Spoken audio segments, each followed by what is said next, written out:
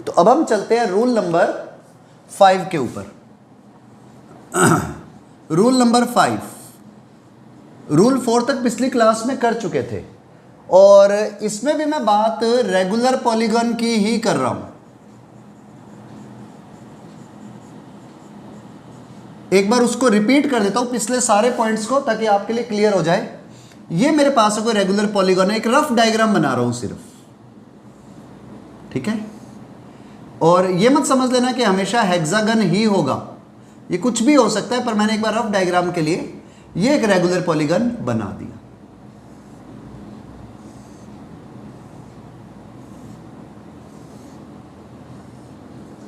ये हमारे पास में एक रेगुलर पॉलीगन है, इसे नेम दे रहा हूं A1, A2, A3, A4, A5 and so on चलते हुए AN, ठीक है। इसमें जरूर 5 दिख रहा है, पर वैसे रेगुलर पॉलीगन है तो उसके अंदर n साइड्स होंगी। तो जो मैंने लास्ट क्लास में लिखवाए थे वो सारे पॉइंट्स एक बार रिपीट कर रहा हूं। n होंगी इसमें साइड्स, नंबर 2 n होंगे इसमें वर्टेक्स, और we can say n angle.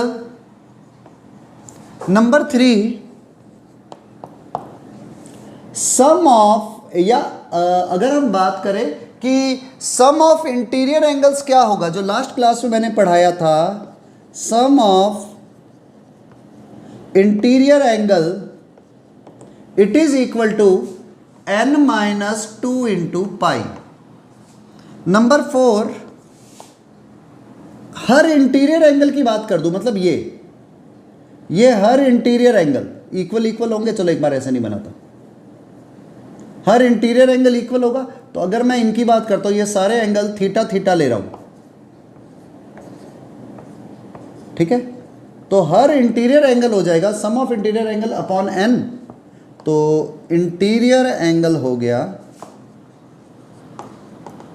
n-2 into pi upon n। ये रूल हमने प्रीवियस क्लास में कर लिए थे, अब उससे थोड़ा सा आगे चलते हैं, ठीक है। अब हम क्या करने जा रहे हैं पहले उसे समझते हैं। मान लो ये मेरे पास में रेगुलर पॉलीगन है, मान लो क्या है, यहां पर मैंने इसका एक मिड पॉइंट ले लिया जो इसके सारे अपोजिट डायगोनल्स को जोड़ने पर मिलता है मुझे, जिसको मैं O से रिप्रेजेंट कर रहा हूं।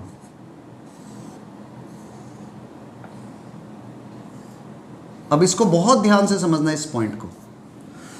तो अगर मैं O पॉइंट इसको लेकर के इन सबको ज्वाइन कर रहा हूं, तो मेरा पहला काम यह है कि इस साइड O से इसकी हर साइड की लेंथ मैंने सेम ले रखी है।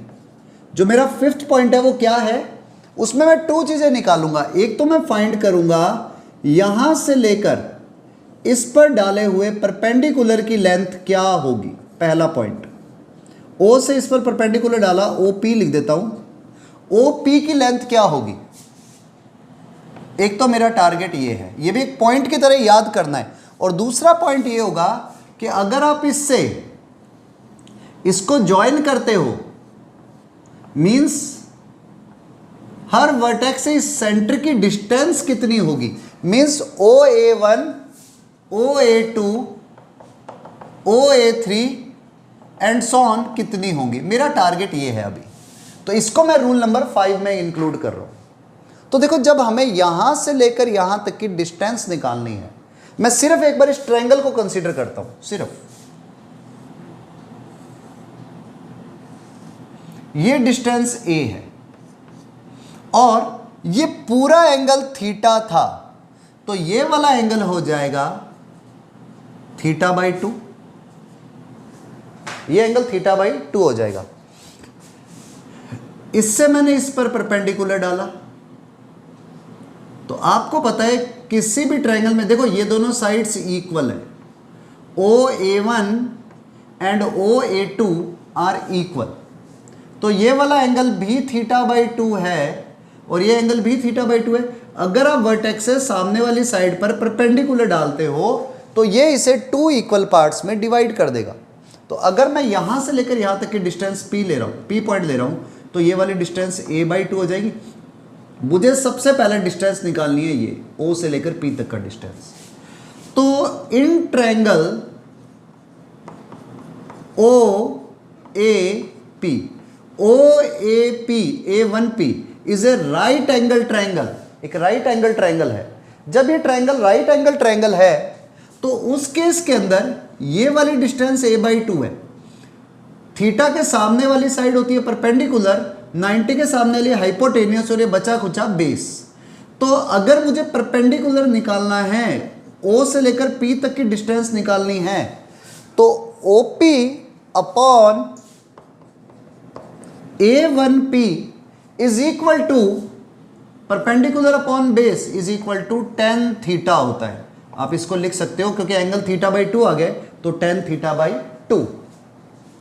तो OP क्या आ गया? OP आ गया A1P इंटू tan θ/2 और we can write OP is equal to A1P का मतलब ये रहा A/2 इंटू tan θ/2। इसका सीधा सा मीनिंग हो गया कि अगर आप इस सेंटर से किसी भी साइड पर परपेंडिकुलर डाल रहे हो तो उस परपेंडिकुलर की लेंथ हो जाएगी A/2 इंटू tan θ/2। तो ये हमारे पास में लेंथ आ गई है। ठीक है, अब मुझे ये वाला डिस्टेंस भी निकालना है। मान लो O से लेकर A तक का डिस्टेंस, A1 तक का डिस्टेंस, मैं इस डिस्टेंस को भी फाइंड करना चाहता हूं। तो फिर से इन ट्रायंगल OA1P, देखो ये डिस्टेंस मेरे पास है, ये हाइपोटेनियस है।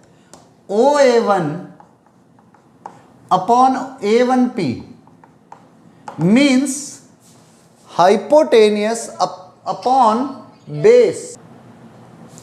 OA1 upon A1P, OA1 is hypotenuse, A1P is base, तो hypotenuse upon base is equal to cosec, नहीं sorry hypotenuse upon base is equal to, ठीक है, sec होगा, sec θ/2, it is sec hypotenuse upon base। तो OA1 क्या आया? A1P into sec θ/2, A1P into sec θ/2, और it can be written as OA1 is equal to, A1P का मतलब हो गया A/2 sec θ/2। तो अगर आप इन दोनों डिस्टेंसेस को निकालते हो मींस A1 A2, या आप निकाल रहे हो लेंथ ऑफ ये परपेंडिकुलर, तो it is equal to A/2 tan θ/2, और इसकी डिस्टेंस OA1 हो जाएगी A/2 sec θ/2। ये किस टर्म में आ रही है ये समझना जरूरी है, ये इन एंगल्स की टर्म में आ रही है। जब ये पूरा एंगल थीटा है तो ये थीटा की टर्म में आ रही है, वो भले θ/2 की फॉर्म में हो। तो आपको ये दोनों फार्मूले भी याद रखने हैं, लिख लेना। एक तो OP is equal to A/2 tan θ/2 and OA1 is equal to A/2 sec θ/2। मैं इसको भी इस तरफ लिख देता हूँ तो ताकि सारे पॉइंट एक साथ ही हो जाए। एक तो आया मेरे पास में 5th point, OP is equal to A/2 tan θ/2 and OA1, यहां लिख देता हूं, यहीं लिख देता हूं, चलो 6th, OA1 is equal to A/2 sec θ/2। ठीक है, आप लोग पहले इतना नोट कर लो, फिर मैं इसे इरेज करूंगा और इसी को मैं सेकंड टर्म में निकलवाऊंगा। अभी हमने ये लेंथ और परपेंडिकुलर डिस्टेंस मेजर करना स्टार्ट किया। अब मैं यही की यही लेंथ और यही का यही परपेंडिकुलर डिस्टेंस फिर से मेजर कर रहा हूं, लेकिन इस बार कंडीशन चेंज है। ट्रायंगल देखो यही बन रहा है, ठीक है, OA1 और इधर A2, साइड वही है, A की ये लेंथ, ये वाला डिस्टेंस है O से लेकर P तक। ठीक है, अब अगर मैं बात करूं, अभी जो मैंने एंगल निकाले थे, जो ये वैल्यू निकाली थी tan θ/2 और sec θ/2, वो इस थीटा की टर्म में थी। अब अगर मैं कहता हूं यार मैं ये वाले एंगल भी तो सारे मेजर कर सकता हूं, तो अगर मेरे पास में ये एंगल थीटा नहीं होकर के फाई हो जाता पूरा, ये एक एंगल फाई हो जाता, जो मुझे पता है सब एंगल इक्वल है। ये एंगल अगर मेरे पास में फाई होते, जो हमने अपने यहां पर लिखा था कि भी हर एंगल कितना होगा, फाई की वैल्यू क्या होती है, ये पूरा एंगल 2 पाई होता है और इसमें सारे एंगल इक्वल है, तो फाई होता है 2 पाई बाई एन। तो अगर मैं इसकी बात करूं, ये एंगल फाई है, तो मैं अब की बार जो कंडीशन निकाल रहा हूं वो फाई की टर्म में निकाल रहा हूं। तो देखो ये पूरा एंगल फाई है, तो यहां पर ट्रायंगल 2 इक्वल पार्ट्स में डिवाइड हुआ, तो ये एंगल हो गया 5/2 और यहां भी एंगल हो गया 5/2। ये डिस्टेंस मेरे पास हो गई है a/2। ये एंगल, अब मेरे लिए ये एंगल काम का नहीं है, अब मेरे लिए ये एंगल काम का है। तो इधर 90 डिग्री यही है, 90 डिग्री विल नॉट चेंज। तो now in triangle OA1P and in triangle OA1P, दोनों हिसाब से ले रहा हूं। पहले एक बार इसके हिसाब से देखता हूं, मैं सबसे पहले निकाल रहा हूं OP अपॉन A1P। देखो इसमें क्या हुआ, ये एंगल इसके सामने वाला परपेंडिकुलर होगा और यहां पर होगा बेस, इस बार ये बेस है, तो base upon perpendicular is equal to cot theta, और एंगल क्या है, फाई है, तो कॉट 5/2। तो OP क्या हुआ, A1P इंटू कॉट 5/2, या बोल दो तो OP is equal to A1P का मतलब A/2 कॉट 5/2। तो देखो इस बार भी मैंने ये हाइट निकाली है इस ट्रायंगल की, लेकिन इस बार इस एंगल की टर्म में निकाली है। और ऐसे ही अगर मैं इसको निकालता हूं OA1 को, तो OA1 अपॉन A1P, अब देखो ये वाली साइड हाइपोटेनियस अभी भी है, लेकिन ये फाई के सामने वाला है तो ये परपेंडिकुलर हो गया, तो हाइपोटेनियस अपॉन परपेंडिकुलर ये होता है कॉसेक क्या 5/2। तो OA1 क्या हो गया, A1P इंटू कॉसेक 5/2। तो OA1 आ गया मेरे पास, A1P मतलब A/2 इंटू कॉसेक 5/2। तो आपके पास में OP की वैल्यू अगर फाई की टर्म में निकाल रहे हैं तो दूसरा फार्मूला बन गया A/2 कॉट 5/2, और उधर से OA1 बन गया A/2 इंटू कॉसेक 5/2। तो आपके पास में दोनों चीजें आ गई है, ये भी और ये भी, और ये ऑलरेडी आपको पता है। तो अब आपके पास में इसको निकालने में क्या क्या चीजें चाहिए थी हमें, एक तो साइड चाहिए, वो मेरे पास है। मुझे एंगल निकालना होता है, तो एंगल भी मैंने लिख दिया n-2 इंटू π/n।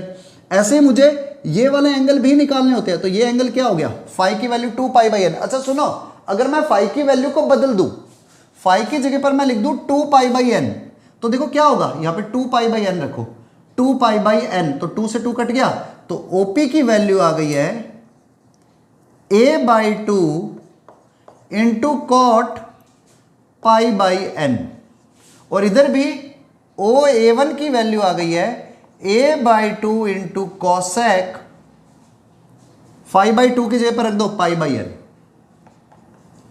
तो आप ये भी फार्मूला लिख सकते हो, कोई गलत नहीं है, ये n है अपॉन में, फार्मूले में अपॉन में n है, ठीक है। आई थिंक समझ में आ गया होगा, ये भी नोट कर लो। तो हमने रूल नंबर 5 निकाल लिया, जिसमें हमने ये दोनों डिस्टेंसेस भी निकाल दिए। अब आते हैं रूल नंबर 6 के ऊपर। रूल नंबर 6 क्या है, वैसे तो कुछ है ही नहीं, आपको इसका एरिया निकालना है। एरिया ऑफ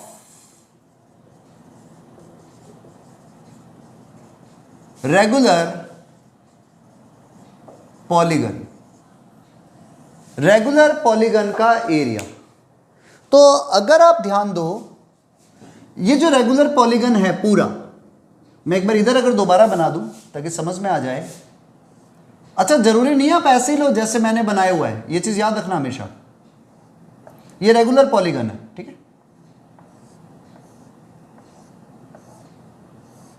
ठीक है। अब ये यूं मत समझना कि यार यही वाली शेप है, वो वैसी भी हो सकती है और भी कैसी भी हो सकती है।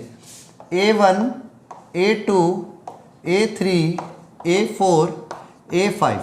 ये रियलिटी में देखो ये सारी साइड्स इक्वल होंगी और ये सब साइड्स इक्वल होंगी, तो ये सारे ट्रायंगल कॉन्ग्रुएंट ट्रायंगल्स हो जाएंगे। जब ये सारे ट्रायंगल कॉन्ग्रुएंट हैं तो जो एरिया इस ट्रायंगल का होने वाला है वही इस ट्रायंगल का एरिया होगा, वही इस ट्रायंगल का एरिया होगा, वही इसका होगा और वही इसका होगा। अब इसमें कितनी साइड है? 1 2 3 4 5, तो इसमें ट्रायंगल भी कितने बन रहे हैं? 1 2 3 4 5। तो रेगुलर पॉलीगन अगर n साइडेड होगा तो मैं लिखता हूं एरिया ऑफ पॉलीगन, तो वो होगा n into area of one triangle. आप एक ट्रायंगल का एरिया निकाल लो, भले इसका कर लो या इसका कर लो, और उसमें n की मल्टीप्लाई कर दो तो पूरे पॉलीगन का एरिया आ जाएगा। अब एक ट्रायंगल का एरिया कितना होगा? n into half into base into height. देखो n/2 into base, base is ये this one which is equal to a। अगर आप साइड की बात करोगे तो side is a into height, यहां से जो परपेंडिकुलर डाला वो, तो देखो परपेंडिकुलर OP था, ये हो गया a/2 into ten θ/2, a/2 into ten θ/2। तो अब आप इसको मल्टीप्लाई करके लिख सकते हो na²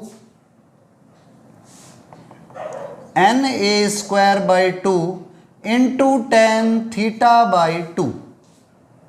आप ये फार्मूला लगा सकते हो na² इंटू टेन θ/2, या फिर आप अगर इस फॉर्म में लिखते हो a/2 n/2 into a into height को आप ऐसे भी तो लिख सकते हो a/2 इंटू कॉट φ/2। और फाइ भी क्यों लिखो आप, तो φ/2 तो आपका φ/2 तो π/n था, तो आप लिख सकते हो कॉट π/n। तो आपके पास में आ जाएगा na²/4, सॉरी यहां पर 4 लिखना था मुझे, 2 2 4, na² इंटू कॉट π/n। तो इस पूरे पॉलीगन का एरिया हो जाएगा, या तो ये लिखो na²/4 टेन θ/2, या लिखो na²/4 कॉट π/n। ये ज्यादा बेटर है, ये ज्यादा बेटर है। क्यों ज्यादा बेटर है? क्योंकि इसमें देखो साइड आपको हमेशा दी हुई होगी, साइड की लेंथ, और आपको ये भी पता होगा कि नंबर ऑफ साइड्स कितनी है, तो जस्ट फार्मूले में पुट करना है। तो अगर मैं इसके एरिया की बात करता हूं ना, तो एरिया हो जाएगा na²/4 कॉट π/n। बड़ा इंपॉर्टेंट पॉइंट है ये भी, ठीक है। Then write down, I think समझ में आ गया होगा। नेक्स्ट हम आते हैं रूल नंबर 8 के ऊपर। रूल नंबर 8 क्या है? Sorry, rule number 7, सर्क्यूमस्क्राइब SCRIBE circle. किसका? रेगुलर पॉलीगन का, क्योंकि सारा स्ट्रेस रेगुलर पॉलीगन पे ही चल रहा है। सर्क्यूमस्क्राइब सर्कल के बारे में अब हम बात करेंगे। देखो हुआ क्या, आपके पास में ये सर्कल बनेगा, इसके अंदर कोई रेगुलर पॉलीगन बन रहा है ऐसे, ठीक है। अब वो शेप भाई टेढ़ी मेढ़ी हो सकती है, तो ड्राइंग पर मत जाना। A1 A2 A3 A4 and so on, last में AN। ये हमारे पास में एक रेगुलर पॉलीगन बन गया। अब मुझे इसको जो सर्कमस्क्राइब कर रहा है सर्कल, उसके बारे में बात करनी है। तो सीधा सा रूल, इसके सेंटर से इन सब की डिस्टेंस सेम होगी, और सेंटर भी वही वाला होगा जो यहां पर था O। तो O से सबकी डिस्टेंस सेम है। तो अगर मैं बात करूं इसको, अगर मैं रेडियस ले लेता हूं R, तो मुझे अगर इस सर्कल का एरिया निकालना है, तो अगर मैं बात करता हूं सबसे पहले radius of circle is equal to R, और R की वैल्यू क्या है? ये वाली डिस्टेंस, ये वाली डिस्टेंस मैंने दो निकाली थी, OA1, एक तो थी a/2 sec θ/2, a/2 sec θ/2, और एक और मैंने आर निकाली थी, वो थी a/2 cosec, sorry a/2 cosec 5/2 को भी मैं सुधार देता हूं, मैं π/n कर देता हूं, क्योंकि π/n ज्यादा अच्छा है, π/n a/2 कॉसेक π/n। ये मेरे पास में रेडियस आ गई। अब जब रेडियस मेरे पास आ चुके और मुझसे पूछे सर इस सर्कल का एरिया क्या होगा, तो मैं सर्कल के एरिया के लिए क्या करूंगा, एरिया ऑफ सर्कल, सर्क्यूमस्क्राइब सर्कल है, कौन सा होगा, πr²। तो pi into are is a²/4 sec²θ/2, या तो ये लिख दो या फिर ये लिख दो πa²/4 cosec² π/n। आ गया ये एरिया। ये एरिया इस पूरे बड़े वाले सर्कल का है जो इसको सर्क्यूमस्क्राइब करेगा। आपको फार्मूला याद रह जाए तो बेस्ट है, नहीं रहता तो टेंशन मत लेना, क्योंकि अब आपने तरीका सीख लिया है। इस तरीके को रिवाइज करोगे ना तो आपको सारी चीजें याद हो जाएगी। ये आपके पास में πa²/4 cosec² π/n और πa²/4 sec²θ/2 आ गया। अब अगर कोई मुझसे कहे सर ये वाला एरिया बताओ, सिर्फ ये एरिया, तो मैं क्या करूंगा, सर्कल के एरिया में से एरिया ऑफ पॉलीगन माइनस कर दूंगा, मेरा काम हो गया। ये रहा एरिया ऑफ सर्कल, उसमें से एरिया ऑफ पॉलीगन माइनस कर दो, आपका वर्क फिनिश। ठीक है, तो सर्क्यूमस्क्राइब सर्कल का एरिया निकालने में उसकी जो साइड होती है, साइड भी नहीं, यहां से वर्टेक्स का डिस्टेंस, वो सबसे इंपॉर्टेंट होता है। ओके, नोट कर लो। अब हम आगे बढ़ते हैं रूल नंबर 8 पर। Rule number 8 is inscribed circle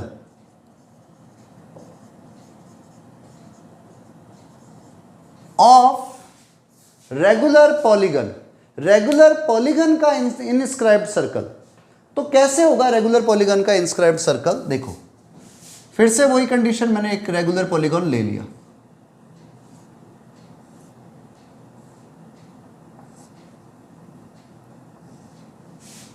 जब हमने रेगुलर पॉलीगन लिया, शेप टेढ़ी-मेढ़ी हो सकती है, ड्राइंग पे मत जाना, तो अभी जो ट्रायंगल बन रहा था, सर्कल बन रहा था, वो इसको बाहर से टच करते हुए जा रहा था। अब एक ऐसा सर्कल बन रहा है जो इसको अंदर से टच करते हुए जा रहा है।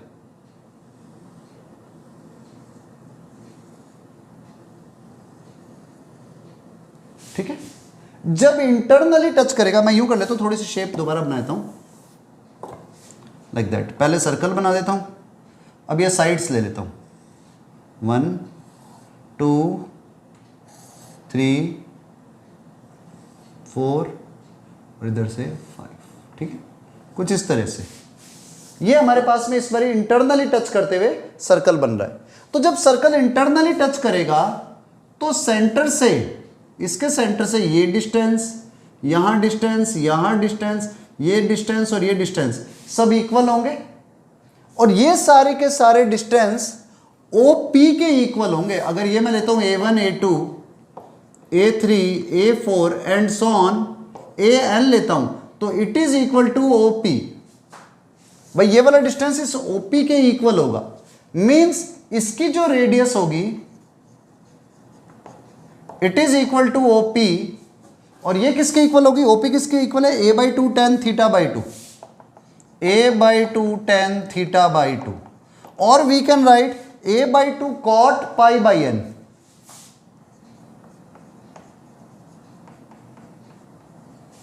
cot π/n।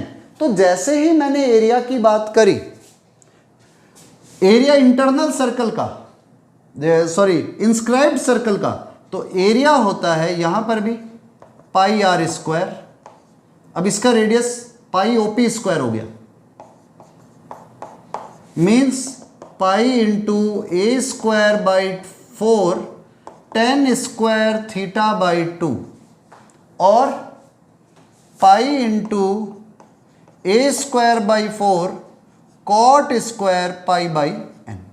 आप इन दोनों में से कोई भी फार्मूला लो, आपको इंस्क्राइब्ड सर्कल का एरिया मिल जाएगा। ठीक है, तो आपके पास अब अगर कोई ये कहे कि सर मुझे ये वाला एरिया निकालना है, तो निकाल सकते हो। टोटल एरिया में से जो इसका एरिया आया था pi a square by 4 cot pi by n, इसमें से इंस्क्राइब्ड सर्कल के एरिया को माइनस कर दो, तो आपके पास में एरिया किसका आ जाएगा, ये वाला रीजन का। हालांकि इतना कोई पूछता नहीं है, लेकिन हाँ हमें निकालना आना चाहिए। ठीक है, नोट कर लो।